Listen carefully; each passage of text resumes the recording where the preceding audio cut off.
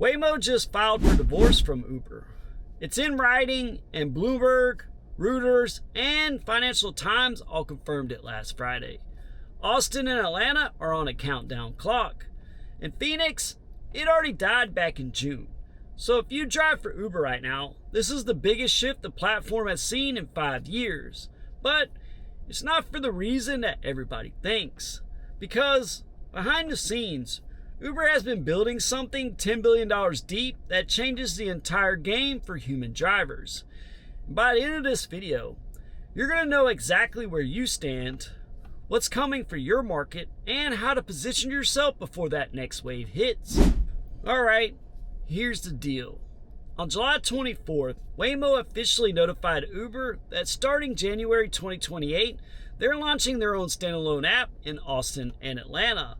Right now, in those two cities, if you want a Waymo ride, you have to open the Uber app. That's an exclusive deal they signed back in 2024. That exclusivity is dead as of January 2028. Now, the full contract expires in May of 2028, so Waymo cars will still be on Uber's platform for the next 18 months, but the writing's on the wall. And this isn't their first breakup. Waymo and Uber already split in Phoenix back in June, and that partnership just quietly ended. So Phoenix is done, Austin and Atlanta are on the countdown clock, and Waymo has zero interest in adding new Uber cities. They've launched their own app in San Francisco, LA, Phoenix, Miami, Orlando, and now they're rolling into Tampa, Las Vegas, San Diego, and Denver. And none of those go through Uber. Now, why did this all fall apart? According to the Financial Times reporting, both sides are airing dirty laundry. Waymo says Uber wasn't handling their vehicles right. Cleanliness issues, bad routing, all that. Uber side, they said the financial terms were unsustainable, meaning Waymo was taking too big of a cut. And they were mad that Waymo cars go offline in bad weather, which is exactly when rider demand spikes.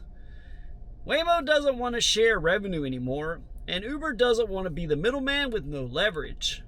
Both sides realize they're not partners. They're rivals wearing a partner costume. Now, here's what mainstream news is missing, and this is where I earned my subscribe button. Uber saw this coming. They've been quietly building an autonomous vehicle army for the last 2 years. Now, let me hit you with the numbers. Uber now has a partnership with roughly 30 different autonomous vehicle companies. Total investment is over $10 billion. That's TechCrunch and KuCoin reporting, and it's confirmed in Uber's own Q1 2026 earnings call. AV trips on the Uber platform grew more than 10 times year over year, and they said they'll be live with autonomous vehicles in up to 15 cities by year end. Now, here's the roster, and this is who's replacing Waymo. Lucid plus Nuro. Now, this is the big one. Uber invested $500 million into Lucid.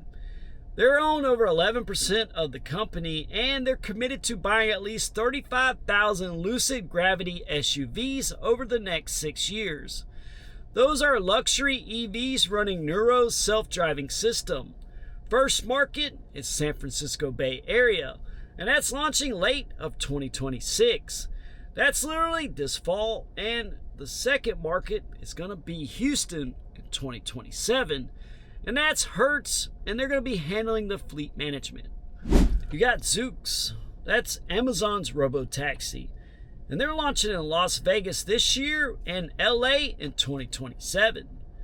Then you have WeRide, Pony.ai, and Baidu's Apollo Go. 3 Chinese autonomous companies, and Uber is using them for international markets. Dubai, Abu Dhabi, London, and Madrid. Then you have Rivian. Uber committed to at least 10,000 Rivian R2 vehicles for 2028 deployment. NVIDIA. They announced a joint push for a full-stack autonomous fleet across 28 cities by 2028.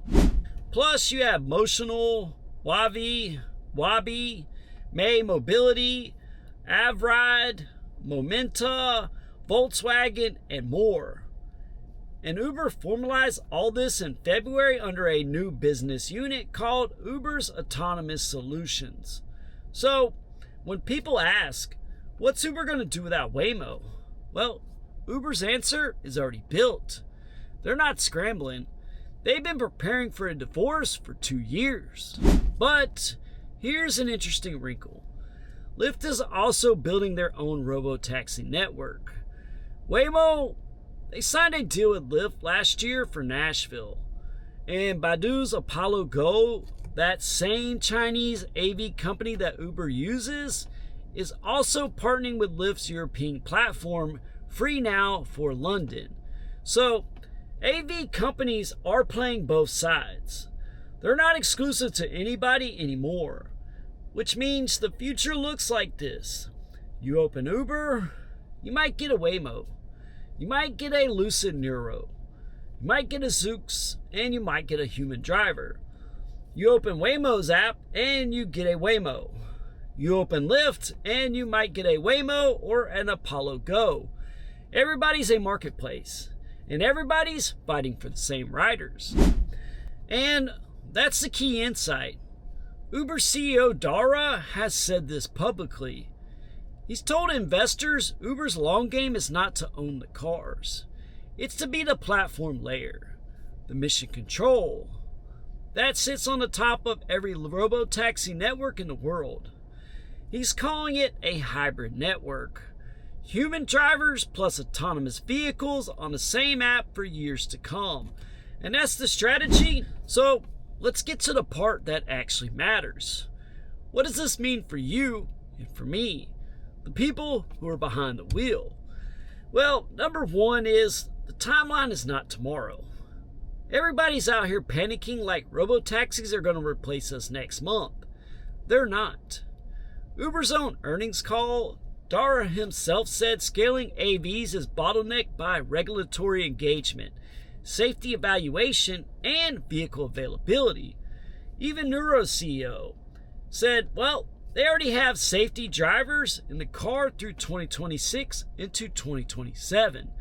And the Lucid Neuro launch is one city, San Francisco. That's it for this year. If you're driving in Jacksonville, Tampa, Miami, anywhere in Florida outside of what Waymo's already doing, you have a runway, real runway. And number two, but the markets that do get hit are gonna get hit hard. If you drive in Austin, Atlanta, Phoenix, San Francisco, LA, Vegas, Miami, Orlando, or Tampa, you need to pay attention.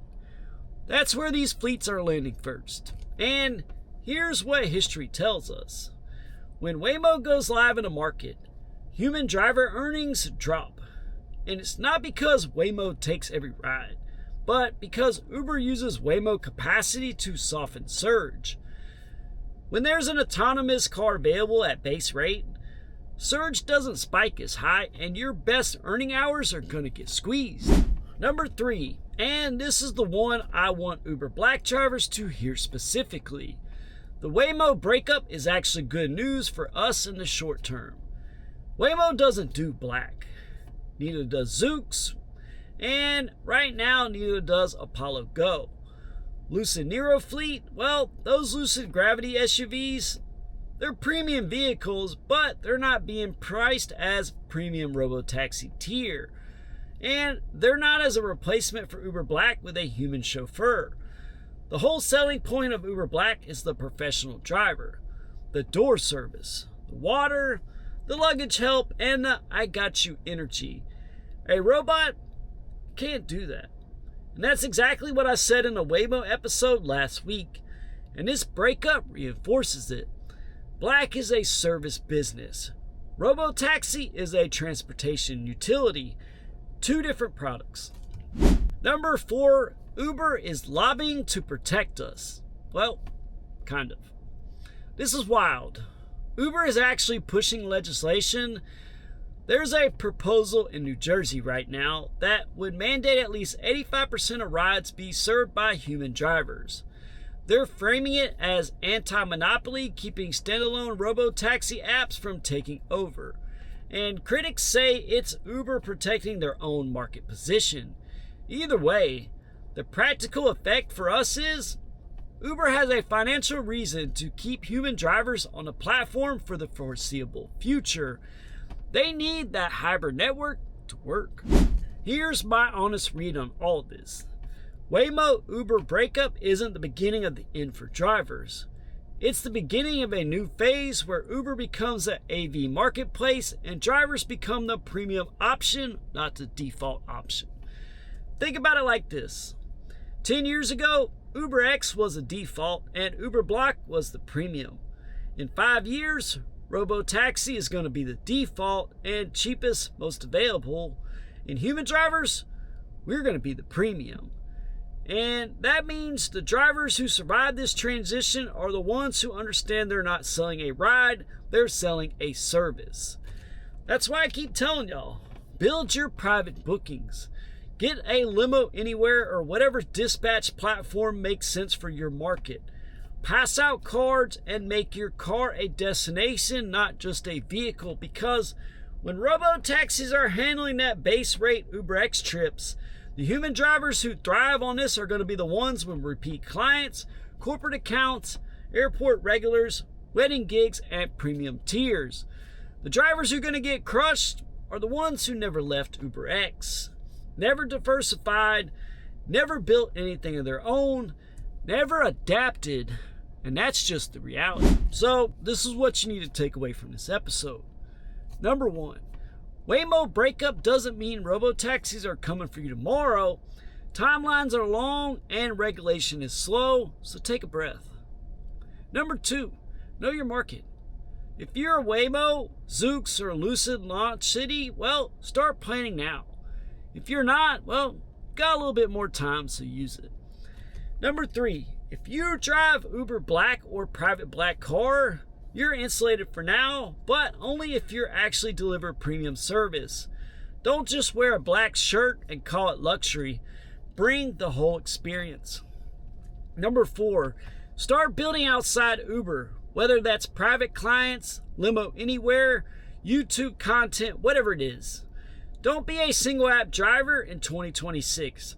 Diversify or you're gonna get left behind. Number 5 is this Waymo Uber divorce is going to trigger a domino effect. Watch Lyft's next move. Watch what Uber does with those Austin and Atlanta markets after 2028. Watch whether Lucid Neuro Bay Area launch actually goes clean this fall, because if it does, they're going to be expanding fast. So drop a comment and tell me, what market do you drive in? And are you worried about robo-taxis hitting your city in the next 2 years? Because I read every comment and I do reply. Remember, drive better, drive smarter, and drive without the frustrations.